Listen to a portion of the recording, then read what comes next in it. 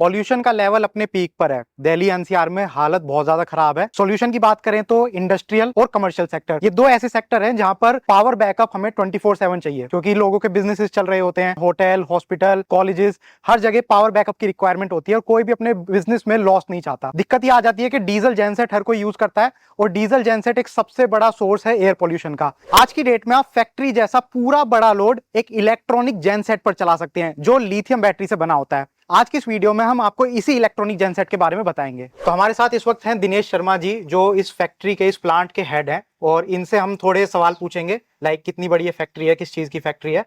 तो दिनेश जी, सबसे पहले वेलकम। तो थोड़ा सा आप एक बार अपनी इस प्लांट के बारे में बताना चाहेंगे कि क्या इसका नाम है, किस चीज का प्लांट है ये? भिवाड़ी इंडस्ट्रियल एरिया में खुशखेड़ा एक इंडस्ट्रियल एरिया है एडिशनल। ओके। वहाँ पे हमारा प्लांट है। बेसिकली हम लोग फूड कलर, कॉस्मेटिक कलर और ड्रग्स कलर वगैरह बनाते हैं। तो यहाँ पर जो आपकी मशीन्स हैं, जो लोड हैं, उसके बारे में आप थोड़ा बताइए, किस टाइप की मशीन्स हैं और कितना लोड था यहाँ पर? एक्चुअली हमारा जो लोड्स है वो रिएक्शन वेसल्स हैं, जहाँ पे आप यूँ कह लीजिए कि फूड कलर की जो एक प्रोसेस है पूरा, राइट, उनका रिएक्शंस का एक टाइमिंग है, राइट, उनके सर्टन लोड के साथ में, ओके, उस कंटिन्यूटी के साथ में, राइट, थोड़ा वैसा काम। ओके। तो टोटल कितना लोड था इस प्लांट का? टोटल हमारा 75 से 80 किलोवाट के आसपास था। लास्ट तक तो डीजी हमारे पास था। ओके, जो डीजी में क्योंकि दिक्कतें बड़ी आ रही थी। राइट। कितने केवीए का डीजी था वो? 125 की। 125 का। और आपने कहा दिक्कतें आ रही थी, तो किस टाइप की दिक्कतें आ रही थी? दिक्कतें मसलन एक तो आप एनसीआर में हैं, हाँ, तो यहाँ पोल्यूशन का सबसे बड़ा इशू रहता है, क्योंकि बार बार पोल्यूशन बोर्ड से भी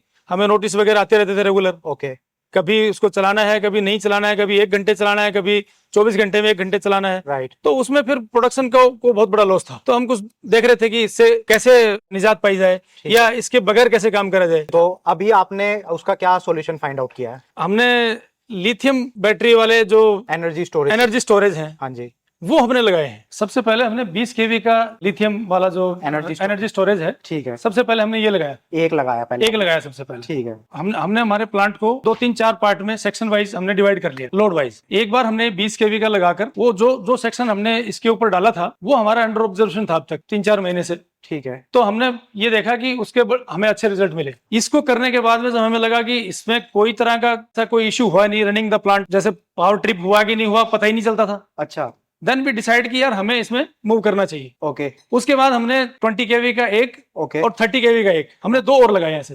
तो 20 केवीए का पहले था, फिर 20 केवीए प्लस 30 केवीए और Yes, लगाया, yes. तो टोटल 70 केवी।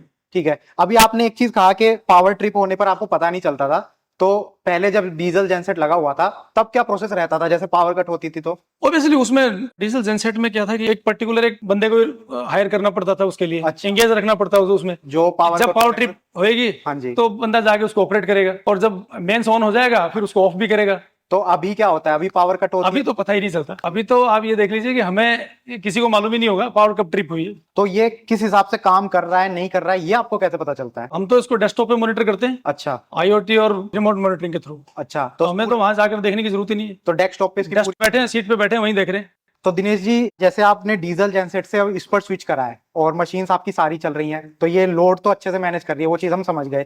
लेकिन और क्या चेंजेस आपने नोटिस करे, जैसे डीजल जेनसेट में जो थे इसमें नहीं है, ऐसा कुछ आप बताना चाहेंगे? अभी इसमें तो जब से हमने लगाए हैं, हाँ जी। हमें मेंटेनेंस का पता ही नहीं है। अच्छा। अदरवाइज डीजल जेनसेट में हाँ जी। सबसे बड़ा तो आपके पास ये रहता था कि रोज एक आदमी आपको चाहिए ऑपरेट करने के लिए। राइट। एक आदमी ऐसा भी चाहिए जो डीजल वगैरह अरेंज भी करेगा। राइट। स्टोरेज के लिए भी चाहिए। राइट। और उससे उसकी सबसे बड़ी बात यह है कि उस एक सर्टेन आवर्स के बाद में उसकी एक मेंटेनेंस भी है। ओके। तो वो सब सारा मसला इसमें है ही कोई नहीं। तो इसको लगाए हुए कितने महीने आपको अभी हो चुके हैं? करीब हमारा 7-8 महीने के आसपास हो गया है। तो 7-8 महीने में आप कह रहे हैं कोई मेंटेनेंस इसकी? कोई मेंटेनेंस नहीं, अभी तक कोई मेंटेनेंस। तो सर, जैसे आप 7-8 महीने बोल रहे हैं इसको लगाए हुए हो चुके हैं, और जो आपका डीजी है वो आपने 7-8 महीनों में यूज करा है, ऑन करा है उसको? डीजी हमने बेशक हमारे पास था जरूर, लेकिन हमने यूज करने की जरूरत नहीं पड़ी। तो डीजल जेनसेट तो हमने हटा दिया, अभी है ही नहीं हमारे पास। डीजल जेनसेट आपने हटा ही दिया? अच्छा, तो मतलब अभी जो इलेक्ट्रिसिटी ग्रिड से आ रही है उससे चल रहा है, और फिर ये बैकअप है। बाकी डीजल जेनसेट सब खत्म कर दिया। ये तो सर आपने बहुत अच्छा डिसीजन तो ये जो हम यहाँ पर खड़े हैं, ये दूसरा रूम है जिसमें 20 केवी और 30 केवी का सेटअप लगा हुआ है। इनकी जो बैटरी है वो बगल वाले रूम में है, और हमारे साथ अभी सुवास्तिका की तरफ से कामरान जी है। कामरान जी, वेलकम। और वहां पर जैसे अभी हमने बात करी दिनेश जी से, तो उन्होंने जैसे आपको अप्रोच किया होगा, तो आपका क्या एक्शन था पहले? तो जैसे कि हमारे पास इंक्वायरी आई तो हमने सबसे पहले वहाँ पे साइट इंस्पेक्शन करवाया, फिर ठीक है। जो आफ्टर ऑल डिस्कशन जो निकला उन्होंने बोला कि सबसे पहले मुझे आप 20 kVA यहाँ पे चला के दिखा दो, ओके, एक पर्टिकुलर एरिया का लोड जो आपने अभी कवर किया है। ठीक है, तो हमने बोला कि ठीक है सर, हम यहाँ पे एक सिस्टम ला के चलाते हैं। ठीक है, हमने 20 kVA का ESS वहाँ पे लगाया राइट, लिथियम के साथ, तो राइट, वो सक्सेसफुली उन्होंने 2-3 महीने चला के देखे उसको। ओके, फिर जब उनकी मतलब जो नीड थी वो फुलफिल हुई, राइट, उन्होंने बोला यार ये तो मतलब मेरे को और भी जो हमारे एरियाज हैं राइट, तो उनको मैं लिथियम पे शिफ्ट करना चाहता हूँ, यानी बैटरी एनर्जी स्टोरेज मतलब धीरे धीरे पूरे प्लांट को अब इस पे शिफ्ट करना शिफ्ट था। कर रहा है। ठीक है, तो फिर उनके बाद जो अलग एरियाज थे उनके, उसके लिए हमने यहाँ पे एक 30 kVA फिर 20 kVA लगाया। इस तरह से हमारा टोटल यहाँ पे 70 kVA हो गया है। ठीक है। तो कामरान जी, ये तो आपकी बात हमें समझ में आ गई कि पूरे प्लांट का लोड आज की डेट में इस एनर्जी स्टोरेज सिस्टम पे चल रहा है। अब मेरे को आप ये बताइए कि ये जो पूरा सिस्टम है ये डीजल जेनसेट से कैसे अलग है? सर सबसे पहले तो मैं आपसे एक सवाल पूछना चाहूंगा, जैसे आप तो कई साइट्स कवर करते रहते हैं, राइट। तो आपको डीजल जेनसेट्स में क्या इश्यूज आपको बेसिकली दिखता है? आपके डीजल जेनसेट में देखो, आज की डेट में जो सबसे बड़ा इशू है, जो पूरी दुनिया का इशू है, वो है कि एयर पोल्यूशन होता है। एयर पोल्यूशन होता है, तो इसमें कोई पोल्यूशन नहीं है। अच्छा, मतलब इसमें कोई इमिटिंग वाली कोई चीज ही नहीं है। राइट, बिल्कुल, क्योंकि हम इन्वर्टर लगा रखा है और साथ में एक बैटरी है, लिथियम बैटरी है राइट, पूरी। तो इसमें से कोई भी फ्यूम्स वगैरह कुछ नहीं निकलता है बाहर। अच्छा, तो बिल्कुल मतलब पॉल्यूशन फ्री है इक्विपमेंट है ये। अच्छा। उसमें नॉइज पोल्यूशन भी होता है, आवाज? ये नॉइजलेस ऑपरेशन है, इसमें नॉइज का कोई इशू नहीं। जैसा कि अभी हम लोग पास में खड़े हुए हैं, राइट। कोई नॉइज नहीं है, नॉइजलेस ऑपरेशन है इसका। तो उसमें जैसे वहां पर 1 से 2 मिनट का स्विचिंग टाइम है, एक बार पावर कट होती है तो एक बंदे को डीजल जेनसेट ऑन करना पड़ता है। सर इसमें जीरो स्विचिंग है, इसमें कोई स्विचिंग नहीं है इसमें। ठीक है, मतलब आपका जो इक्विपमेंट चल रहा है, जो मशीनरी चल रही है, वो एज इट इज चलती रहती है। ठीक है। डीजल जेनसेट की मेरे ख्याल से मेंटेनेंस होती है, उसमें डीजल डलता है फ्यूल के तौर पे। इसमें 100% मेंटेनेंस फ्री है। अच्छा, एक तो इन्वर्टर हो गया, उसमें कुछ जरूरी नहीं है। लिथियम बैटरी, उसमें भी कुछ नहीं करना, तो लगाइए और भूल जाइए। भूल जाइए बिल्कुल। एक डीजल जेनसेट का ड्रॉबैक ये भी है कि उसका साइज काफी बड़ा होता है, जगह चाहिए उसको। हाँ ये तो है सर, जैसा कि आप देख सकते हो ये काफी कॉम्पैक्ट है। आपने वहां भी Right. देखा, यहाँ भी आप देख सकते हो ये Right. कॉम्पैक्ट है। ये हमारा जो रूम है, इलेक्ट्रिसिटी रूम था। हाँ जी। आप कभी भी पैनल्स के साथ इसको नहीं लगा सकते थे, किसी डीजी सेट को। Right. आप देख सकते हो यहाँ हमने जस्ट छोटे से एरिया में इसको कॉम्पैक्ट आराम से यहाँ पे सेट कर दिया है। बिल्कुल ठीक है कामरान जी, तो ये चीज मेरे को समझ में आ गई कि डीजल जेनसेट के मुकाबले ये चीज काफी बढ़िया है। अब एक बार थोड़ा सा इसका लाइफ का बता दीजिए, क्योंकि अगर कोई भी इंसान एक डीजल जेनसेट को हटाकर इस पर इन्वेस्टमेंट करता है तो इसकी लाइफ भी अच्छी खासी होनी चाहिए।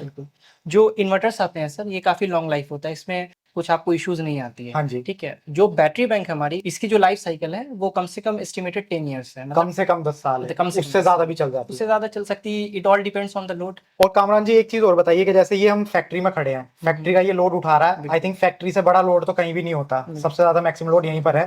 तो क्या हम इसको फैक्ट्री के अलावा कहीं पर भी लगा सकते हैं, कोई घर में या कहीं और जगह? फैक्ट्रीज और प्लांट्स तो आपने देख लिया। राइट, होटल्स, हॉस्पिटल, जो हमने कई 100 kVA के 200 kVA के लगा रखे हैं हॉस्पिटल्स में। ओके, होटल्स में लगा रखे हैं हमने लिथियम के साथ। जो अपार्टमेंट्स हैं उसमें भी आप लगा सकते हो। Right. और बाकी सारे मॉल्स वगैरह, शॉपिंग मॉल्स, इन सब जगह पे ये बिल्कुल लग सकता है। मतलब कितना भी बड़े से बड़ा लोड हो, सब हम इस पर स्विच कर सब सकते हैं। स्विच, बिल्कुल सारी चीजें आप इस पे चला सकते हो। तो आई थिंक कामरान जी, ये तो एक डीजल जेनसेट का आज की डेट में सबसे बेस्ट ऑल्टरनेटिव है। बिल्कुल बेस्ट अल्टरनेटिव है।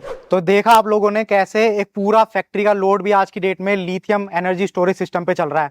फैक्ट्री हो, मॉल्स, होटल्स, हॉस्पिटल्स, इंस्टीट्यूट, कहीं पर भी आप इसको लगा सकते हैं और जो पावर बैकअप की रिक्वायरमेंट है वो अपनी फुलफिल कर सकते हैं। ये जो पूरा सेटअप था ये सुवास्तिका कंपनी की तरफ से था। अगर आपको भी अपने इस तरीके के लोड की रिक्वायरमेंट के लिए डीजल जेनसेट का आप एक ऑल्टरनेट ढूंढ रहे हो तो सुवास्तिका कंपनी को कांटेक्ट कर सकते हो। डिटेल्स आपको स्क्रीन पर दिख रही होंगी, आप उनको कॉल भी कर सकते हो, उनकी वेबसाइट पर भी विजिट कर सकते हो। अगर ये वीडियो आपको बढ़िया लगी है तो प्लीज इसको लाइक कीजिए, शेयर कीजिए ज्यादा से ज्यादा लोगों तक। और अगर आपको इस टाइप की वीडियोस देखना पसंद है तो आप हमारे चैनल को सब्सक्राइब कर सकते हैं, क्योंकि हम इन्हीं सारे प्रोडक्ट्स के ऊपर वीडियोस बनाते हैं। Thank you for watching the video. Good bye.